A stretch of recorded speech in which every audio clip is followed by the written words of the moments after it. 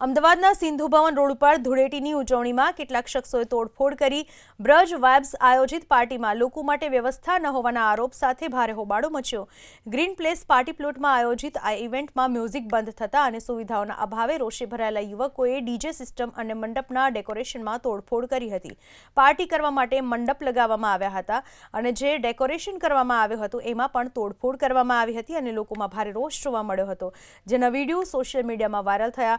આયોજકોએ લુખ્ખા તત્વો ઉપર તોડફોડનો આરોપ લગાવ્યો। ઘટનાની જાણ થતાં બોપલ પોલીસ તાત્કાલિક ઘટના સ્થળે દોડી ગઈ હતી અને સમજાવટ બાદ મામલો થાળે પાડ્યો હતો।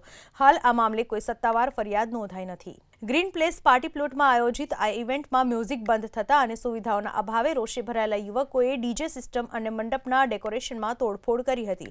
પાર્ટી કરવા માટે મંડપ લગાવવામાં આવ્યા હતા અને જે ડેકોરેશન કરવામાં આવ્યું હતું એમાં પણ તોડફોડ કરવામાં આવી હતી અને લોકોમાં ભારે રોષ જોવા મળ્યો હતો, જેના વિડીયો સોશિયલ મીડિયામાં વાયરલ થયા।